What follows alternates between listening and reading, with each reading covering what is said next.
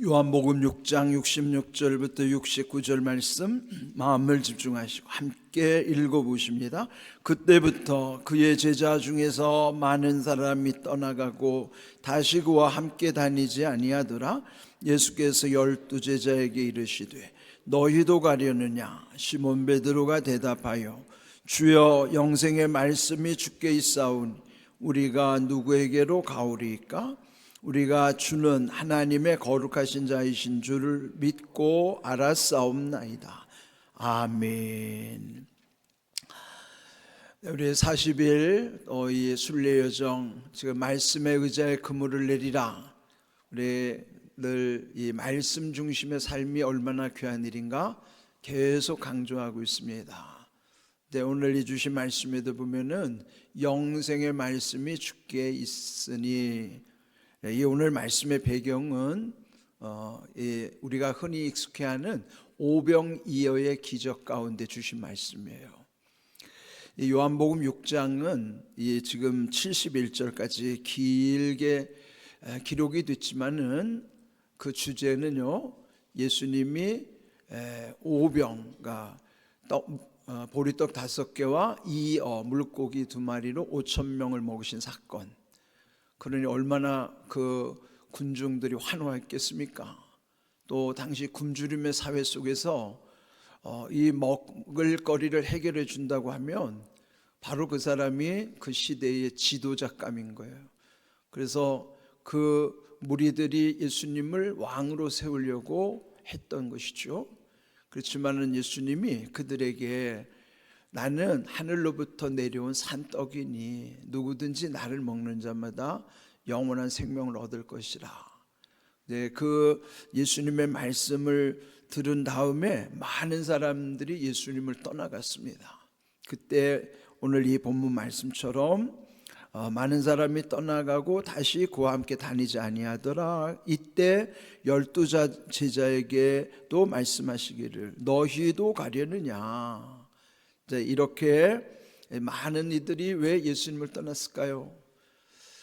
사람들이 모이는 까닭은 물론 호기심 때문에, 그 호기심 속에는 자기들에게 뭔가 유익하다면, 그리고 뭔가 생긴다면, 또 뭔가 챙길 수 있다면 그곳에는 사람들이 언제나 모이게 돼 있어요.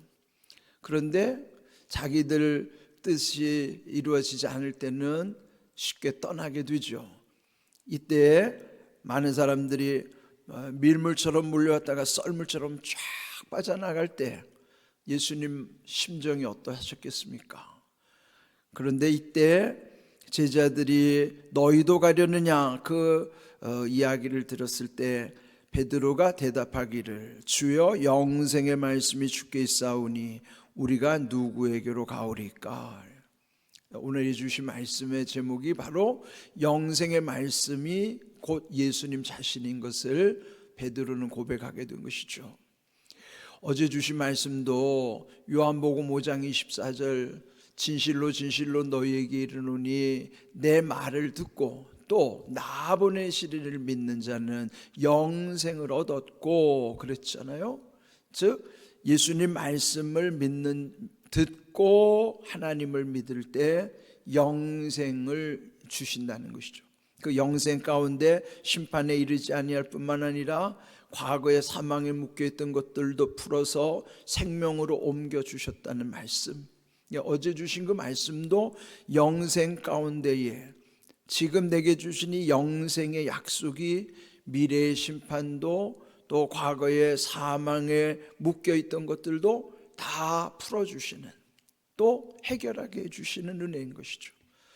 오늘 우리에게도요, 이 영생의 문제가 분명해야 됩니다. 영생의 문제가 분명한 사람은요, 영생의 소망 가운데 지금의 모든 문제에 두려워하지 않습니다.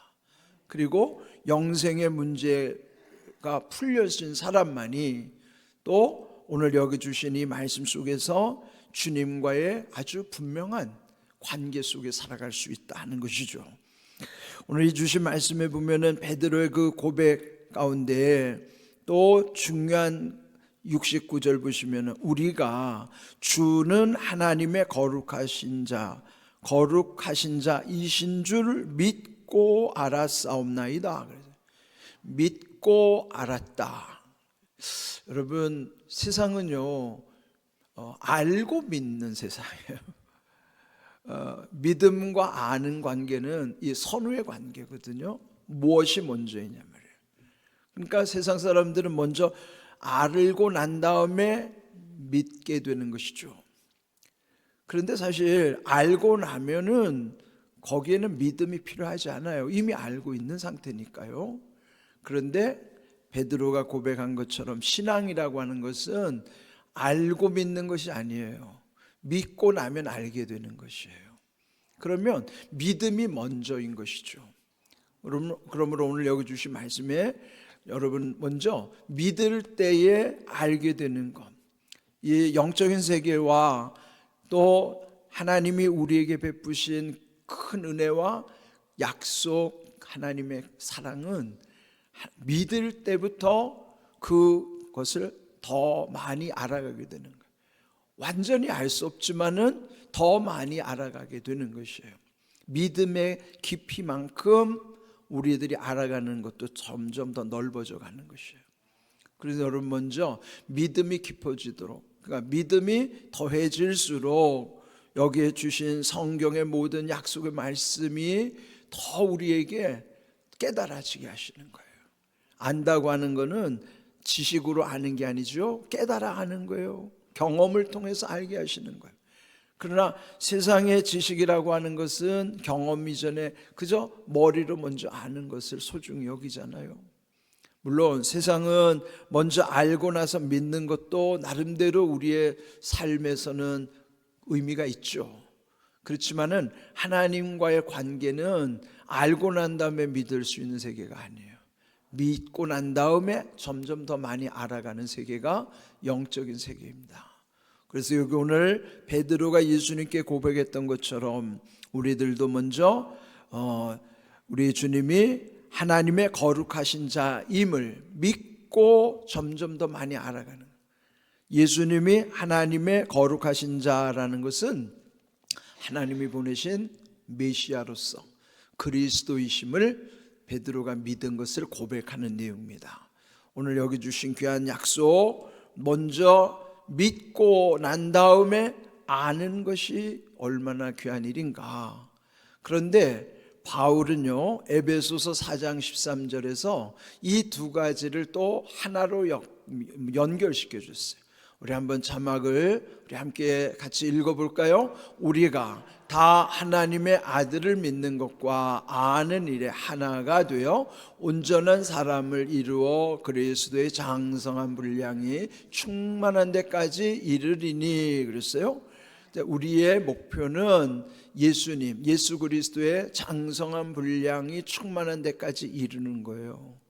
그렇다고 해서 우리가 완전히 예수님을 닮지는 못하더라도 장성한 분량이 충만해질 때까지 그 목표를 정하고, 그러면 우리가 할 수 있는 것은 완전함이 아니라 온전함이에요. 완전과 온전은 조금 구별됩니다. 완전은 100%지만 온전은 100%가 이룰 수 없지만 조금씩 상대적으로 더 나아갈 때 그게 온전해져 간다고 표현하는 거예요. 완전할 수는 없어도 완전을 향하여 더 나아져 가는 과정이 온전함이에요. 우리는 완전한 존재가 아닙니다. 그러나 온전해져 가는 존재입니다. 그런데 여기 온전한 사람이 되는 것은 여기 하나님의 아들 즉 예수님을 믿는 것, 그리고 아는 일이 하나가 되게 하시는 것이다 이 말이죠. 결국은 믿고 아는 것이 마침내 하나 되게 하시는 것이에요. 그러면 그것이 결국 온전해져 간다, 그런 뜻이죠. 여러분, 이번 우리의 이 40일 순례 여정은 하루하루는 사실 미세한 변화일 수밖에 없지만은 그 40일이 계속 누적이 될 때에, 쌓일 때에는 40일은 내 마음의 변화로부터 생각도 말도 행동도 다 변화되는 거예요. 그 변화라고 하는 것은 계속 강조하는 말씀이에요. 거룩한 변화, 거룩한 변화를 한 단어로 뭐래요? 거룩한 변화를 성화라고 하는 거예요. 거룩할 성자를 써서 거룩한 변화를 성화라 하는 거예요. 그 성화가 예수님을 점점 더 닮아가는 온전함에 이르는 비결이란 말이죠. 그러면 우리가 이 40일 순례여정 결국 점점 더 거룩해져가는 이 성화를 우리 삶 속에 이루는 것이에요. 그는 하루는 미세한 변화지만 40일이라고 하는 것은 온전함이 더해져가는 시간들이란 말이에요. 그러므로 여러분이 40일을 집중하시면, 또 여러분이 40일 집중하는 시간 동안에 우리에게 얼마나 하나님께서 놀라운 은혜를 더해 주실지, 또 하나 중요한 것은 아주 결정적인 순간이 올 수도 있어요. 그는 하나님은 우리를 유심히 보시기도 하지만 또는 기다리고 계시는 거예요. 왜 기다리실까요? 우리가 은혜와 하나님이 주시는 복에 합당할 때까지 우리를 거룩하게 만들어 가시는 과정이에요. 그래서 유심히 보신 후에 그에 합당할 때 하나님이 결정적인 그때가 바로 우리에게 응답을 주시는 때예요. 네, 여러분 나름대로 이 40일 동안에 어떤 간증들이 있을 거예요. 그런 간증을 함께 나누는 것도 중요합니다. 또 우리 교역자들에게 말씀해 주는 것도 또 저희가 함께 공유할 수 있는 또 기회가 될 것입니다. 우리 어떤 분이 그런 말씀하세요. 이 40일 지금 새벽 기도 중에 말씀 가운데 불편함을 느낀다. 그런 불편함은 좋은 겁니다. 말씀 속에서 내 마음이 뭐가 불편하면 그 부분이 문제가 있어요.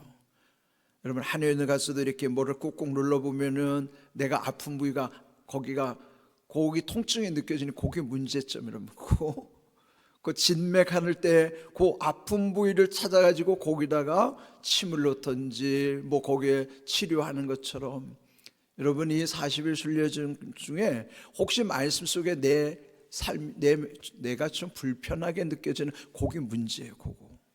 그거 해결하고 가셔야 돼요. 또 어떤 분은 그런데 예수님과 지금 다투고 계시다고 그러더라고요. 근데 여러분 예수님은 다투시는 분이 아니잖아요. 혼자서 다투고 있는 것이지 예수님은 누구와도 다투지 않습니다. 그러나 그렇게 느껴지는 것은 좋은 현상이에요.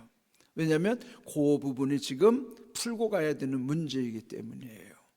그렇다면 오늘 주신 말씀처럼 영생의 말씀이 주님께 있으니 우리는 지금 영생의 말씀 가운데 그 소망 붙잡고 우리에게 오늘 이 베드로가 고백한 것처럼 우리는 믿음으로써 여기에 오늘 주신 69절 믿고 알아사옵나이다. 우리의 믿음 가운데 더욱 깨달아 아는 그런 기회가 될 수 있도록 여러분이 꾸준하게 주시는 말씀 속에서 그 말씀에 부딪힐 때마다 그 말씀이 여러분에게 주시는 응답의 말씀이에요. 예수님은 우리와 다투는 분이 아니라 우리가 지금 이렇게 다투어지는 문제가 있으면 그 부분은 해결해야 되는 내 문제라는 것을 여러분 깨닫는 것도 그 소득이에요. 그렇게 해서 예수님이 우리를 만져주신 가운데 우리 안에 있는 모든 문제들이 풀려지고 그 다음에 상한 심령들이 회복되는 가운데 어제 주신 말씀 요한복음 5장 24절 또 예수님을 아는 것 내 말을 듣고 또 나보내시는 이 하나님을 믿는 자는 영생을 얻었고 심판에 이르지 아니하나니 사망에서 생명으로 옮겼느니라. 이 영생이 곧 우리의 영생에 대한 확신 그걸 믿는 것으로부터 점점 더 많이 알아가게 하시기도 하지만은 우리의 궁극적인 문제들이 풀려지게 하신다는 것 여러분이 이 귀한 영적인 비밀을 늘 깨닫고 여러분 안에 모든 문제들이 풀려지는 은혜가 있기를 주님의 이름으로 축복합니다. 아멘.